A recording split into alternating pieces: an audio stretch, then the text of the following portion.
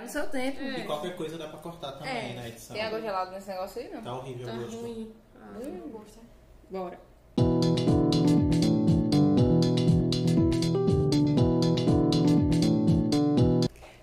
Olá pessoal, bem-vindos ao nosso podcast Papo Socioloco. Hoje nós estamos comigo, Érica, Milena, Salles. Nayara, Laís. e nesse episódio a gente vai falar sobre endometriose com a nossa convidada Laís Lopes. Vai falar um pouco sobre a perspectiva social e também da saúde da endometriose e vou pedir para ela se apresentar, fale um pouco sobre a sua carreira, a sua perspectiva acadêmica, como foi o seu trabalho. Boa tarde a todos e a todas e a todos. E eu me chamo Laís, eu faço atualmente doutorado aqui na Universidade Federal do Paraíba e terminei o meu mestrado também aqui no mesmo programa, né, de Sociologia, no PPGS. A pesquisa que eu vou falar hoje, que a gente vai conversar sobre, foi a pesquisa do meu mestrado e eu fiz uma pesquisa sobre... foi um estudo sociológico sobre as trajetórias menstruais, experiências do sofrimento das mulheres que vivem com endometriose.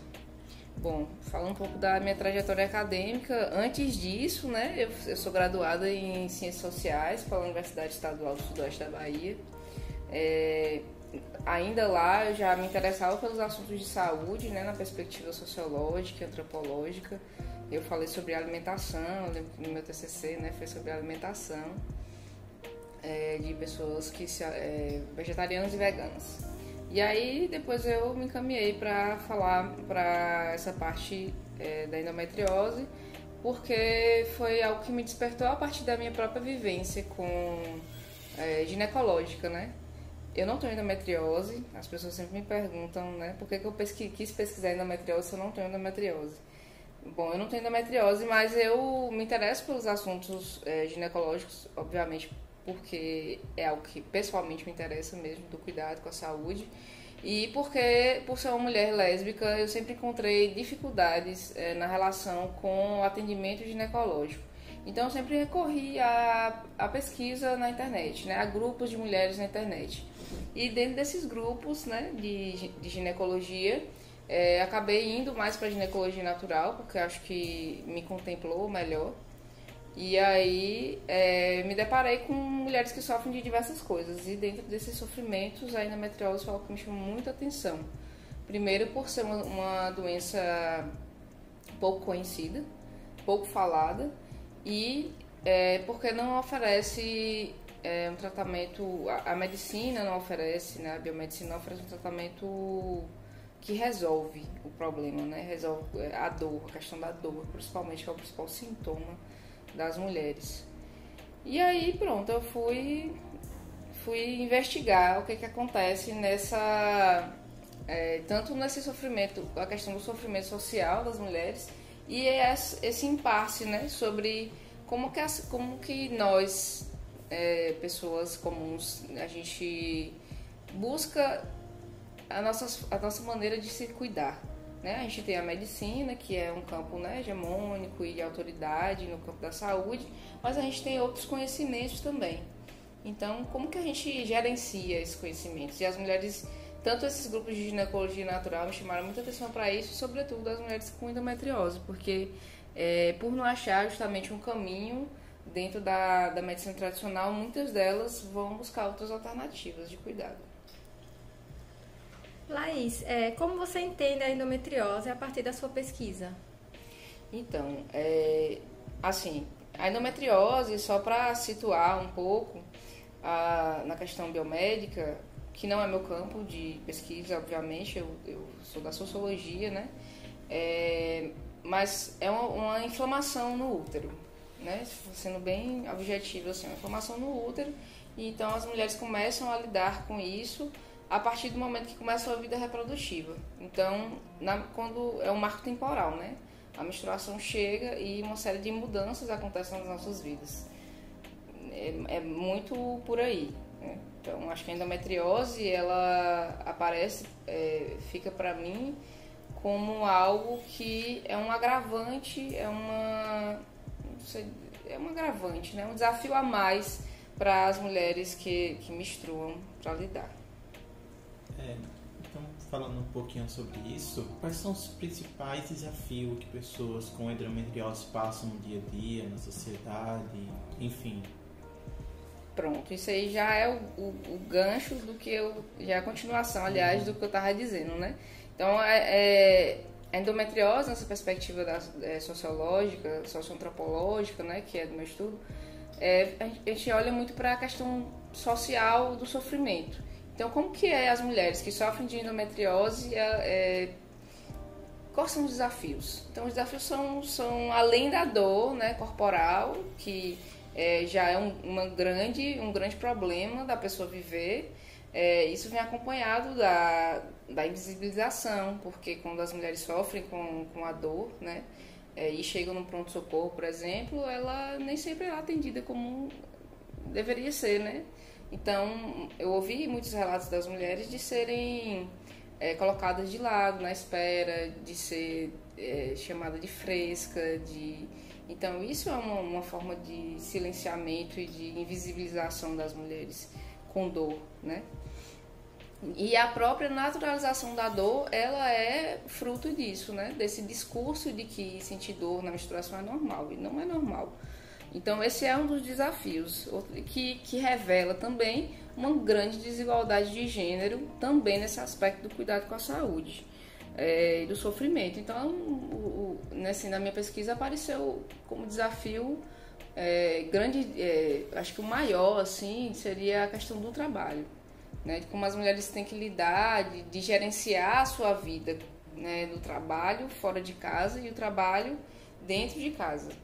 Porque até chegar ao ponto da pessoa entender dela ter certeza, né, da confirmação daquele legítimo laudo de endometriose, como que se justifica as faltas no trabalho, nas aulas, na vida social, né, dos amigos, na indisposição para a família, para o namorado, para a namorada, enfim.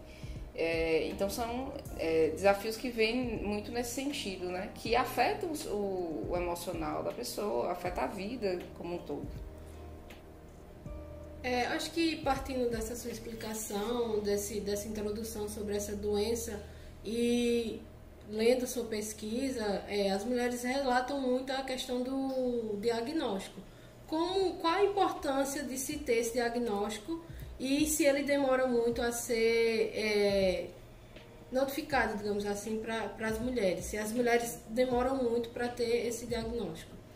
Eita, Nayara, você falou agora um ponto bem interessante, viu? Porque o diagnóstico é uma busca, assim, desafiadora na vida das mulheres, sabe? Porque, primeiramente, até a pessoa entender que a dor que ela sente não é normal e ir atrás de investigar demora um tempo. Eu acho que já começa daí a saga, sabe? Então, aí depois chega nas consultas ginecológicas e ouve também, geralmente, eu tô falando não só de mim, mas tô falando a partir dos relatos das mulheres que eu vi porque também da investigação que eu fiz no grupo das mulheres com endometriose, né? Mas só para contextualizar, eu fiz uma pesquisa em 2 grupos do Facebook. Então eu realizei uma etnografia do virtual, onde eu ficava ali observando as postagens, os comentários delas, tudo com autorização das gestoras dos grupos. Então, o que eu lia e o que eu ouvi das minhas entrevistadas foi sobre isso, assim.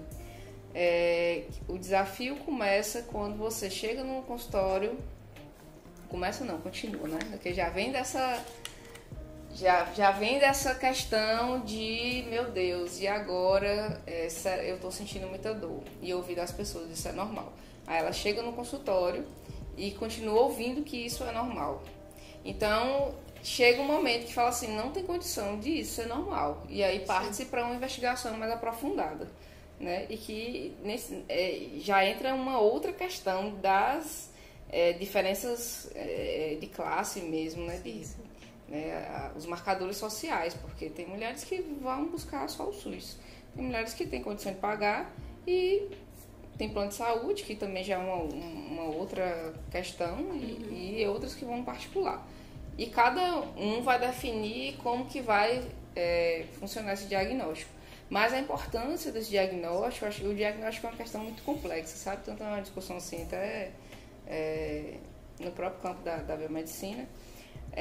Mas socialmente, né, pensando socialmente mesmo, a importância desse diagnóstico, porque quando você sabe, quando a pessoa entende o que ela tem, você vai ser direcionada para um tratamento. Sim. Então, acho que a importância ela vai nesse sentido. E também de poder ser justificada muita coisa da vida, né? Então, a pessoa já fala assim, não, eu sinto esse tanto de dor por causa da endometriose, eu preciso tomar isso aqui, ou me alimentar assim, ou eu estou indisposta. Então, tudo é justificado a partir do diagnóstico. Sim. Fazendo a leitura, Laís, da sua pesquisa, eu me identifiquei muito, né? Porque eu sou uma mulher que tem endometriose, descobri recentemente. E é isso, como você falou, né? Do diagnóstico, que a gente procura desde a primeira menstruação, que eu sofro muito com os sintomas. E sempre, nunca entendi o que era, sabe? E aí, as dores fortes, eu ia no ginecologista, dizia que era normal, passava um anticoncepcional. E essas dores nunca passavam e eu mesma também naturalizava, pensava que era normal. Até que eu percebi que nem todo mundo que menstrua tem essas dores fortes.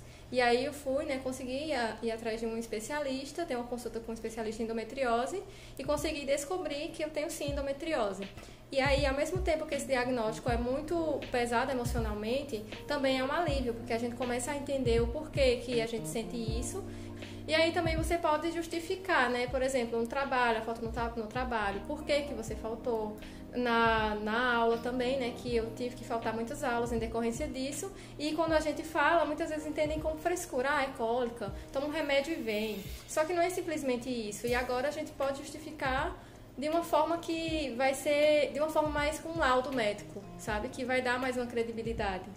Então, ao mesmo tempo que é uma coisa pesada, também é uma coisa que traz alívio, esse diagnóstico. Você, então, mais que ninguém aqui sabe dos desafios, né, de se viver com endometriose. E é justamente isso. Uma das mulheres que eu entrevistei, inclusive, ela falou assim, ela tinha um problema de conseguir se manter no emprego. Porque mesmo com atestados médicos, né, chega um momento que o empregador ele já fica ali, né, sem paciência, porque a pessoa falta tanto, né, começa a achar que é desculpa, que, enfim, começa a não levar a sério esse processo. E aí ela falou assim, olha, eu saí de tudo e resolvi trabalhar para mim, o que entra uma série de problemas sociais, né, porque assim, ela não tem garantia da CLT, ela não vai ter uma série de direitos garantidos, né, a partir de sair de um emprego e resolver trabalhar para si mesma, né? E aí, enfim, e assim, a gente não tem nenhuma legislação que garante. Eu sei que eu descobri que no Rio de Janeiro, uma cidade, eu não sei se no estado ou se na cidade do Rio de Janeiro, tem uma legislação para, tipo, estimular as empresas a ter uma paciência a mais com as mulheres com endometriose. Tem uma série de premiação, assim, na questão dos laudos médicos e tudo mais. Eu não sei como funciona, mas, assim, um lugar, um país deste tamanho, né, com tantas mulheres que vivenciam esse problema, é um início. Eu enxergo, assim, como uma luz no fim do túnel. Mas precisamos caminhar muito ainda, assim, né. Mas é isso, a importância do diagnóstico, eu acho que está nesse ponto, né, de justamente legitimar. Quem tem esse poder de legitimar ainda é só a medicina, né? É só o laudo médico. Você poderia explicar melhor a questão do entendimento na dimensão social da dor uterina? Então, eu acho que está muito, assim, né? Ficou bem claro para mim na pesquisa essa relação da dor uterina com o sofrimento social, no sentido de como nós mulheres somos desafiadas a muitas outras coisas, né, além. Porque, tipo assim, como a gente costuma dizer, né, são triplas jornadas de trabalho. Então, além dos trabalhos domésticos, né, que recaem mais sobre as mulheres, e os trabalhos de fora, então isso já revela uma desigualdade de gênero, de ser desacreditada, né? Então teve um relato bem interessante que eu li no Facebook, que uma mulher dizia assim, ela falou, eu conversei com meu namorado e aí expliquei pra ele, né, depois do diagnóstico que eu tinha, e aí eu achei que estava tudo bem e que ele tinha acreditado. Só que depois eu ouvi ele conversando com minha cunhada e ele dizendo que eu era fresca. E pensei, né, o emocional dessa pessoa que tá ali sofrendo, porque parece que é assim, se a pessoa não tiver câncer, o resto tudo é menos, resolvido com aspirina, e não é assim, né? E por ser uma doença, né, especificamente de pessoas, né, de mulheres, ou do corpo considerado feminino, isso gera um outro sofrimento, né? Como se o útero também reclamasse de toda essa carga social sobre nós, né? Então a gente é o tempo inteiro cobrada. Você tem que ter filho, você tem que casar, você tem que seguir esse itinerário aqui da vida e ser bem sucedida e tudo, né? Você tem que ser linda, andar 100% arrumada, maquiada, né? Com cabelo impecável, arrumo impecável. E toda essa cobrança, ela gera muita coisa, né? Muitos desdobramentos. Eu acho que é nesse sentido que eu percebo que o sofrimento, a relação da adulterina com o social. Acho que é muito isso, né? Como que essa carga social, ela vem pra gente e parece que o útero fala assim, não aguento mais, freia a vida. Porque o que acontece com as mulheres? Elas têm que parar. Chega um momento, assim, uma das mulheres que eu entrevistei, ela falou assim, olha, eu tentei empurrar de todas as formas, fui levando, até um dia que eu desmaiei no meio da rua. Então, eu vi que realmente não dava mais. A pessoa desmaia de dor, porque você tem que parar e dar atenção ao seu útero. Então, não importa se seu marido tá querendo que você faça comida, você vai ter que parar tudo, meu amor, não tem jeito. É isso. Sim, e inclusive também a endometriose está totalmente ligada ao emocional, né? E aí, tipo, se a gente tem muito estresse, se tem uma carga emocional muito pesada, então a endometriose, ela vai ter essa tendência a inflamar mais, a ter mais dor. Então, toda essa pressão também que a gente sofre também é uma causadora também de piorar essa doença, né? De, tipo, sentir mais dores também. Aumenta as dores também, tudo isso. E é uma doença também que é muito, além de ser muito invisibilizada, também é muito solitária, né? Apesar de ter uma rede de apoio, eu sei que nem todo mundo vai entender isso, vai pensar que é frescura. E a gente vê também que a rede de apoio também, que é muito forte também, são esses grupos de Facebook, que são várias mulheres que têm a mesma doença, que conversam, que dão conselho uma para outra, que dão apoio. Então, é de imensa importância. Eu participo também de um grupo no Facebook de endometriose, e lá, assim, é uma rede de apoio imensa, sabe? Que é muito importante. Pegando um gancho, eu gostaria de perguntar se existe uma relação entre a falta da compreensão do corpo considerado feminino no senso comum e a falta de legitimidade da dor. Ah, sim, com certeza. Eu acho que isso ficou bem evidente, assim, né? Dessa especificidade de ser um corpo que não é um corpo masculino. Porque, não sei, eu acho que, assim, observando a partir do senso comum, né? Eu não pesquisei homens, né? Mas quem nunca viu... Então, quem nunca viu, assim, a expressão, né? De, assim, mulher aguenta dor mais do que homem, né? É muito comum a gente ouvir isso. Então, acho que é bem nesse sentido, assim, né? De como que a legitimidade da dor que a gente não tem. A gente não tem legitimidade para sentir dor. Né? Acho que até pelo fato de ser esse corpo que pare, né? E aí as pessoas tendem a associar essa resistência à dor como se a gente realmente fosse mais resistente. E isso ainda se agrava mais no discurso quando se trata das mulheres negras, né? Sim. A noção de mulher guerreira, né? Tipo assim, é guerreira, aguenta tudo, faz o trabalho mesmo com dor, não tem problema. Exatamente. Exatamente. Inclusive, um dos relatos que eu vi no Facebook, nossa, eu fiquei muito chocada. Porque a mulher falou assim, que ela trabalhava com dor, mesmo com muita dor, porque ela morria de medo de perder o emprego, velho. Pensa aí, que coisa cruel. Vulnerável, né? Vulnerabilidade social. Total. E só pra fazer um adendo aqui, né, que a gente tá falando mulheres, que para ressaltar, né, que o termo mulher, eu vou até ler aqui uma nota que eu botei no meu artigo, que é importante ressaltar quando estamos utilizando o termo mulher ou mulheres, está entendida a multiplicidade da experiência de pessoas que vivem com endometriose e que pode afetar homens trans e pessoas não binárias também. Mas que essas pessoas elas não apareceram na amostra pesquisada. Mas, obviamente, gente, é a pessoa, né, que, mesmo sendo um homem trans, que ele vai ter um útero, pode se afetar também com endometriose. Eu queria fazer uma adendo, tipo assim, essa questão, isso é uma coisa que é bem vista, né, tipo assim, a noção de como a dor do útero, ela é invisibilizada porque é um órgão que não são todas as pessoas que têm, né, homem cis não tem útero, e isso faz com que essa dor não seja vista. Se fosse, sei lá, uma inflamação no estômago, as pessoas iam levar mais a sério as suas implicações, as suas questões de tipo, tô sentindo muita dor, não posso ir, mas como é uma dor num órgão que só essa parcela da sociedade que acaba sendo, sendo estigmatizada, né? Acaba não é levada a sério as implicações dessa dor. Inclusive eu trago no meu texto algumas referências bem interessantes de mulheres pesquisadoras, né? Uma delas chama Emily Martin, que ela escreveu A Mulher no Corpo. E ela traz uma problematização sobre essa visão construída, né, a partir dos estudos biomédicos,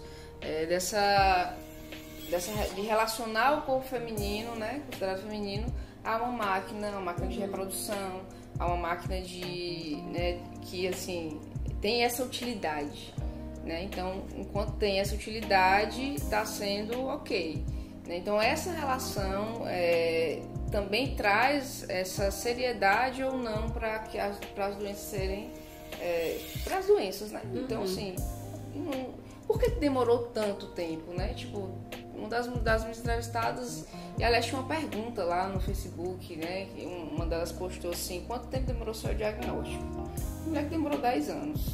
Meu Deus. Então, assim... 10 anos sentindo dor sem saber o que é. E eu fiquei me perguntando por que demora tanto. Porque acho que hoje tem diminuído mais, né? Mas assim... Poxa vida, há 10 anos atrás a gente talvez não tivesse nem ouvido falar ainda de endometriose. Uma das mulheres que, inclusive, tem a página do Facebook, eu vou citar aqui, porque é uma página pública mesmo, né? Que é a Dariane Steffen, ela tem um livro, O Meu Caminho Passou pela Endometriose, acho que é assim que se chama. Ela é a gestora da página Endometriose Sem Censura. E ela conta na história dela justamente isso, que assim, naquele momento que ela sentia aquelas dores, e não foram só dores, né? Ela relata lá uma série de sofrimentos que ela passou até descobrir o que era. E que, assim, essa demora toda era isso, indo de um lado para o outro, ninguém sabia o que estava acontecendo. Então, assim, por que essa pesquisa? Por que as coisas demoraram tanto de acontecer, né? Será que se fosse uma doença no testículo também teria essa mesma dimensão? É uma coisa a se pensar. É uma coisa pra gente questionar, não estou dizendo que sim nem que não, né? Eu não pesquisei nessa parte. Você já citou, a Milena já falou, você acabou de falar também sobre as redes sociais. E eu queria saber como que funciona como rede de apoio para essas mulheres, já que a medicina tradicional, digamos assim, não abarca todo a dor, digamos assim, e o sofrimento que essas mulheres sofrem. E como que na internet e esses grupos de redes sociais que você traz na sua pesquisa funcionam como rede de apoio e de troca de informações e tudo mais, que ajudam essas mulheres. Então, Era, tem um autor que ele traz até um conceito, né, de sociabilidade, que é justamente para identificar esses grupos que vão surgindo, né, em torno de questões na internet, né, assim, no virtual, relacionados a questões de saúde mesmo. E, bom, nesse ponto, eu entendo que isso vai se formando justamente pela necessidade de se entender mais sobre o assunto, porque o Google não responde tudo, parece que responde tudo, mas tem umas coisas que ainda estão meio, né, assim, misteriosas. É engraçado, um parênteses, né, que uma das entrevistadas, ela falou, quando eu estava no consultório, ela colocou lá, assim, escreveu endometriose. E aí ela correu no Google e foi pesquisar endometriose e ela ficou apavorada com as coisas que o Google trazia, mas enfim. Então, a partir desses grupos, né, da formação desses grupos, as pessoas vão conseguindo se articular mais, né, nos saberes. Então, como é uma doença que não tem um itinerário, aliás, tem um itinerário, né? Eu acho que a Milena está aqui melhor que ninguém para dizer que é encaminhado para um tratamento, mas esse tratamento ele não é um tratamento definitivo, não é um tratamento que vai extinguir a sua doença, né? Não vai resolver o problema exatamente, ou pode até resolver, né? A questão da dor, por exemplo, mas como a gente estava conversando antes, e como eu também li no Facebook, assim, mesmo as mulheres que trabalham com anticoncepcionais, que é a primeira opção que é dada pelo ginecologista, nem sempre resolve, as mulheres continuam sentindo dor. Então, assim, tem outras consequências, né, do uso dos anticoncepcionais. Então, o desequilíbrio hormonal, e aí vem depressão, ansiedade, não consegue dormir, né, uma série de outros desarranjos que acontecem no corpo por causa do anticoncepcional. Uma das minhas interlocutoras, ela até relatou, assim, eu me recusei a tomar um anticoncepcional porque na minha família tinha casos de câncer de mama, e eu sei o quanto que isso, né, o fato de eu tomar anticoncepcional aumenta a chance de eu ter câncer de mama, assim, muitas vezes. E aí o médico falou pra mim, você tá entre a coisa e a espada, né? Então você vai conviver com a dor, ou você vai tomar um anticoncepcional e arriscar até o câncer. E isso foi desesperador para ela. Então, assim, nesse sentido, as mulheres acabam buscando outras alternativas. E são esses grupos que eu percebi que são esses lugares, assim, além desse suporte do apoio emocional, né, vem o compartilhamento do que funcionou. Para mim funcionou assim. Então assim, a Ariane mesmo, hoje ela faz a mentoria com as mulheres e ela indica tratamentos, né, que vão no sentido de mudar de vida. Sim. Então é mudar a alimentação, fazer atividade física, escolher melhor o que você consome, escolher melhor suas relações sociais, se dar importância, né? Se conhecer, isso é muito estimulado assim, na página dela. Então, as mulheres precisam se conhecer, a gente precisa saber do que a gente gosta, do que a gente não gosta, pra gente poder se movimentar melhor na sociedade, pra gente não ser oprimida como temos sido oprimidas, né? E achar que o que está sendo colocado para nós é isso. Sim. Não é assim. Então, assim, o sofrimento que a gente pode evitar, quando a gente se conhece melhor, pode melhorar a dor. Então, né, é nesse sentido que ela traz. E, são orientações até consideradas básicas, né, de uma melhor alimentação, de práticas de exercício físicos, mas que na sua pesquisa, os relatos que trazem também, conversando com a Milena, é que não há essa orientação por parte dos médicos, né, quando vão dar o diagnóstico, não há uma orientação nesse sentido, dessas coisas básicas e simples. E aí eu acho que esses grupos também ajudam, porque as vivências trazem os exemplos que aí podem melhorar drasticamente, né, a vida das mulheres.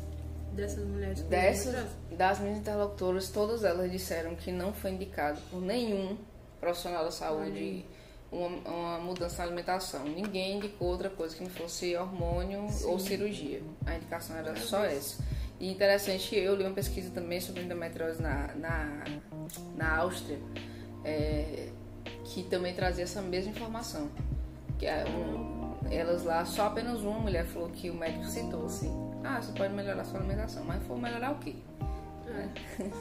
E o que elas trazem nas informações dos grupos, né, a própria Ariane orienta muito, é assim, industrializados, massa, açúcar, tudo isso assim que a gente tem na nossa na oferta assim, da vida moderna. Sim. Corta tudo. Então, o máximo que você conseguir se aproximar de uma alimentação natural, melhor vai ser a sua experiência com a vivência, né, da endometriose. Nesse caso também das redes de apoio em grupo, né? Lá é muito importante também porque eu já vi mulheres mandando o exame da ultrassonografia, né? Que fala lá, tem muitas palavras difíceis e tal. E aí elas mandam no grupo a foto e quem já teve o diagnóstico e entende mais um pouco dos termos, vai lá e vai dizendo: olha, tem isso, e vai falando: sinto muito, estamos aqui, te apoiamos. Então é muito importante, né? Quando eu recebi o resultado do meu exame, tem muitas palavras difíceis, eu fui pesquisar no Google e cometi esse erro, né? E tem muita coisa assim que eu fiquei assim chocada, sabe? Morrendo de medo, assim, não vou mais pesquisar, vou esperar para consulta mesmo. Por conta disso, né? Porque como são termos muito difíceis também, a gente ou vai para o grupo, ou então pesquisa no Google e fica assustada. Exatamente. E também sobre isso, né, sobre o médico, né, o tratamento médico e tal, a única indicação mesmo, assim como um tratamento é o remédio, não tem nada sobre mudar o estilo de vida. Então, a única indicação é você tomar anticoncepcional ou algum hormônio para que sua menstruação passe. Só que aí também eles já frisam, olha, isso aqui é só para você não sentir mais dor, mas não vai ser tratada a sua doença. Inclusive, Melina, você está com um ponto bem interessante, né, que apareceu muito na minha pesquisa, a questão da menstruação. Como que a menstruação é esse lugar de incômodo, né? Que resolve com o anticoncepcional. Sem ponderar, assim, na maioria dos casos, assim, sem ponderar as consequências para nosso corpo, né? Então, poxa vida, muitos relatos, assim, que eu ouvi, que eu fiquei assim, meu Deus, é muita, não sei dizer, assim, porque falta de interesse, talvez, ou talvez, não sei o que a medicina não chegou ainda nisso, sabe? Que parece, acho que é a tradição mesmo, né, cultural também, porque a medicina também é atravessada, é construída por pessoas que têm uma cultura, né? Então, nem todos os lugares é assim, tô falando de uma medicina ocidental, né, medicamentosa, que busca resolver os sintomas. Então, a menstruação é um sintoma da sua doença, então vamos tirar ela.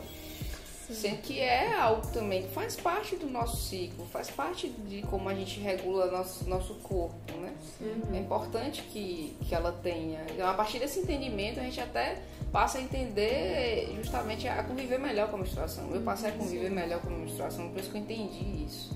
Porque antes, o que é dito pra gente? É algo sujo, é algo que é ruim, não serve pra nada, só serve pra sentir dor, desconforto. Sendo que isso revela tanta coisa, sabe? Quando a gente passa a entender o processo menstrual, de falar, olha, estou perto de menstruar, então por isso que eu estou me sentindo assim. E respeitar o processo do nosso corpo.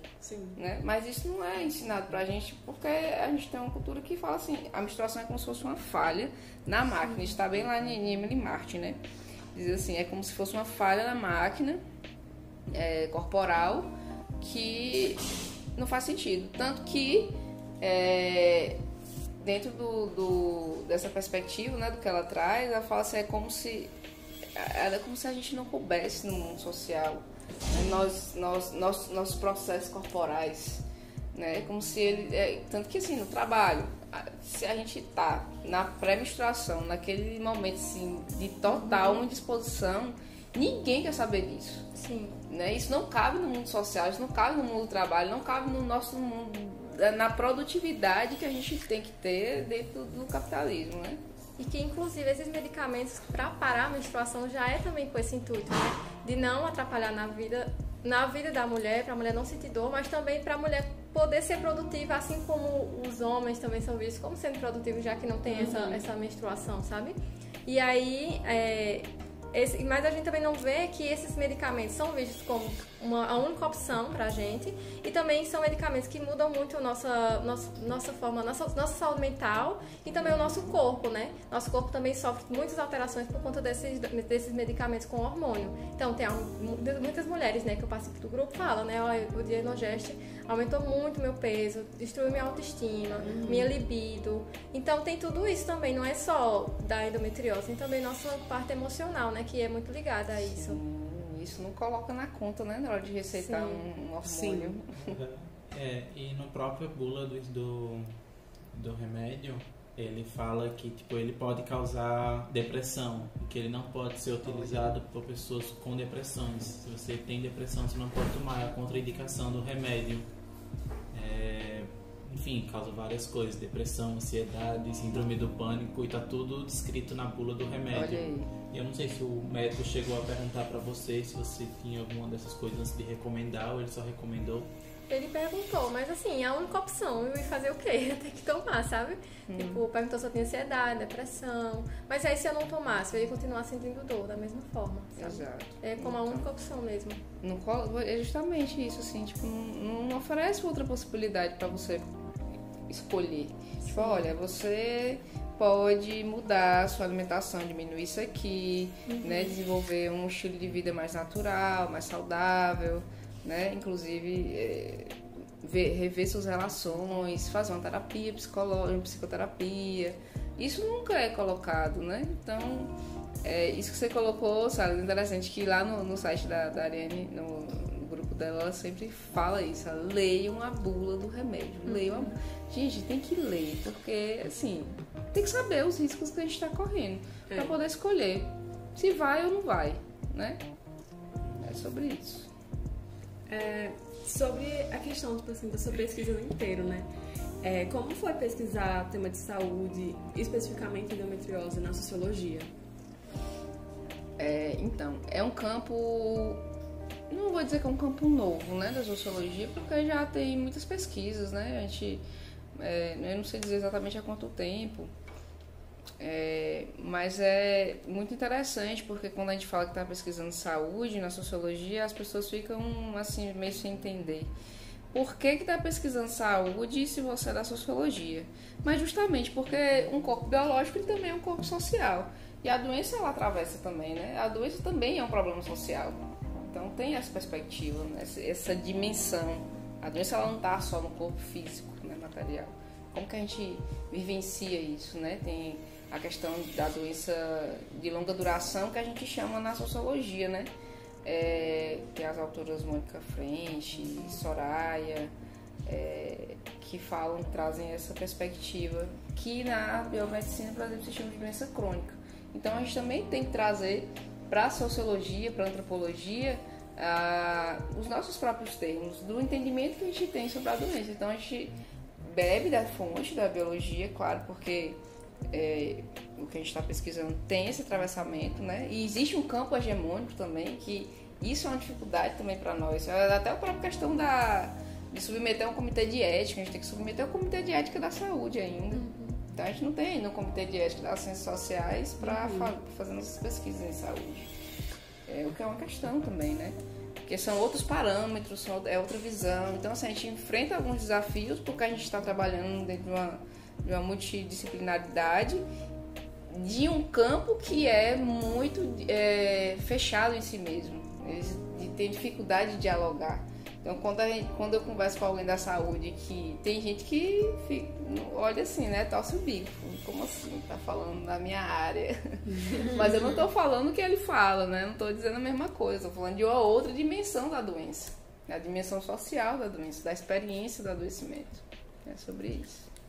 Você falou um pouco de como a sociedade vê do ponto de vista sociológico.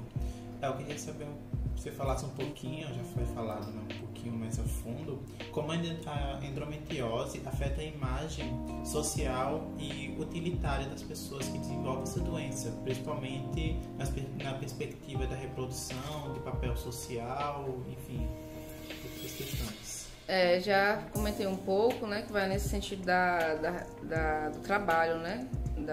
Então, assim, não existe legislação, não existe... Talvez exista alguma jurisprudência, eu não tenho conhecimento, mas talvez exista para mulheres que consigam até se encostar por causa da endometriose, né? Porque, assim, como a endometriose tem a fibromialgia também, que é uma doença que vai nesse mesmo sentido, doença visível, que é mais comum em mulheres e que causa dor, incapacitante e tudo mais, e eu sei que já tem um outro reconhecimento também.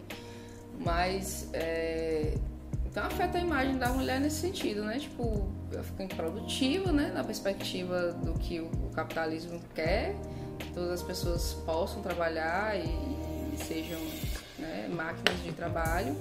E também máquinas de reprodução, né? Tem uma autora que fala muito bem sobre isso, assim, é uma problematização incrível da Sylvia Friedrich, não sei se pronunciei certo o sobrenome dela, mas é o Caliban e as Bruxas.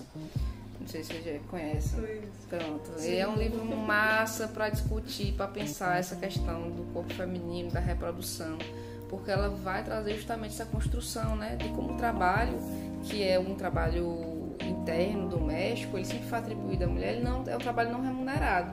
E também a reprodução, ela vai nesse sentido. Então, é responsabilidade nossa, né, digamos assim, parir, cuidar, criar, né, para a educação de tudo dessa pessoa, né, não deixar morrer, viver bem, educar, ser bem sucedido e a gente esse trabalho ele não é reconhecido, não é remunerado. Então, assim, se a gente quer construir também nossa carreira profissional e tudo mais, a gente tem que se desdobrar para fazer isso por fora.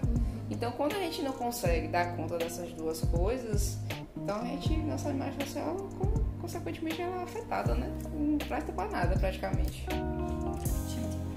Como as políticas públicas podem fornecer um apoio para essas pessoas e reduzir essa invisibilização? Boa. Olha só, eu não tenho conhecimento que tem uma política nacional. Eu sei que tem uma campanha, inclusive do governo federal, agora o governo Lula, se não me engano, viu? Que é de conscientização da endometriose. Tem uma lei, já teve algumas discussões, assim, mas uma política pública, né, específica, de saúde, que realmente fala assim, vamos pegar essas mulheres aqui, todo mundo tem suspeita de endometriose e agilizar o processo, não tenho conhecimento de ter. Então, assim, como foi a pergunta, que as políticas públicas podem fornecer um apoio, né, para essas pessoas. Para reduzir, e é isso, essa política do governo já tem reduzido a invisibilização, porque quando se torna uma campanha, né, de saúde nacional, as pessoas passam a falar sobre isso. Inclusive, eu acho que mais do que isso, quem deu visibilidade enorme à endometriose, na época eu estava até fazendo uma pesquisa, foi a Anitta, que ela recebeu o diagnóstico depois de muito tempo também de investigação. E aí foi que as pessoas começaram a falar mais sobre endometriose. Inclusive, uma das minhas interlocutoras, ela mandou uma mensagem na mesma hora, quando saiu a notícia. Ela, olha, você viu que a Anitta tá com endometriose? E agora pronto, que todo mundo vai falar sobre isso, que coisa boa. Será que... porque é difícil, a pessoa se sente só, né? Numa doença que as pessoas não têm conhecimento e não têm compreensão e fica ali sempre taxando de frescura. Sim. A partir do momento que um artista, né, da dimensão dela, chega e fala assim, olha isso. Então ela falou de sintomas, inclusive um sintoma muito interessante que é dores nas relações sexuais, né? Sim.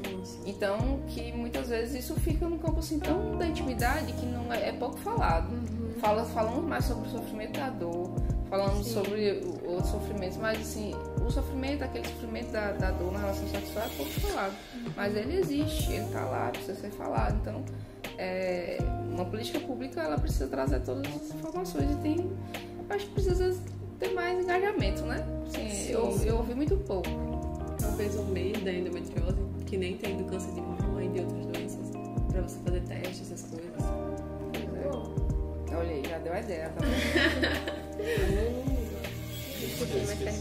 acho que também clínicas especializadas na mulher, que uma pessoa está sendo construída, o hospital da mulher, mas no interior isso é muito difícil. Muito difícil ter esse acesso a consultas. Eu sou de Paz, que é uma das maiores cidades do sertão, e já é difícil. Eu fico pensando em outras cidades que são menores ainda, mais distantes ainda. Quão difícil deve ser ter acesso, porque aqui seja difícil tanto no particular, tanto no público. Então as pessoas têm que se deslocar horas e horas de viagem para poder fazer exames, consultas e tudo mais. E também um apoio a mulheres que não têm condições de pagar consultas particulares, né? Também tem que ter, porque assim, eu consegui descobrir porque eu consegui pagar, mas se eu não tivesse conseguido pagar, eu nunca ia descobrir o que eu tinha, sabe? E aí, sem descobrir, a gente não consegue fazer o tratamento e mudar o estilo de vida para amenizar os sintomas da doença. E também é uma doença que a gente precisa todo ano fazer também exames. E aí isso também demanda uma condição financeira. E eu imagino também as mulheres que não têm essa condição para acompanhar como é que tá a doença e se ela avançou ou não. Sim, pelo SUS deveríamos ter, né? Quem sabe com o hospital da mulher a gente consiga ter uma atenção especial para as mulheres com endometriose, né? Com médicos especialistas, né? Que existe esse acesso, inclusive um apoio financeiro, né? Para as pessoas que puderem se deslocar do interior para cá. Eu sei que é longe, mas precisa ter os polos, né? Também mais perto das cidades menores. Infelizmente aqui eu acho que João Pessoa é o lugar mais perto, né? Que da ponta do estado pra cá deve ser o quê? Umas 12 horas de viagem. Imagina, se eu com dor, viagem 12 horas de viagem. Precisa resolver isso, né? Mas é isso, eu acho que as políticas públicas estão deixando a desejar. Eu queria fazer só mais uma observação sobre essa parte dos métodos. Posso? Sim. Que, só para especificar, que foi uma pesquisa que eu realizei em 2 grupos do Facebook. Esses 2 grupos eram específicos mesmo de mulheres com endometriose, e eles eram grupos muito grandes, assim, de mais de 20 mil mulheres cada um. Na verdade, um era um grupo e outro era uma página, né? Que a página era da Diane Stephanie, e foi uma das pessoas que me ajudou muito, assim, não diretamente, né, eu conversando com ela, mas assim, eu assisti os vídeos dela, eu absorvi muito dos conteúdos que ela trouxe, que foram muito importantes, assim, para o meu entendimento também sobre a pesquisa. E sobre sobre outros caminhos possíveis, né, entendendo que ela é uma mulher que conseguiu a remissão e outras mulheres através dela também conseguem a remissão, né, da endometriose.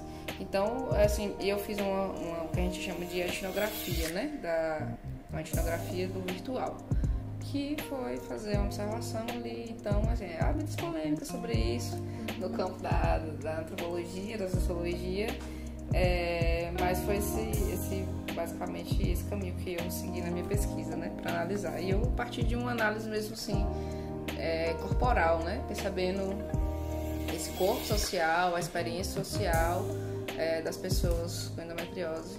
E é basicamente isso. Mas fica aí a indicação para lerem.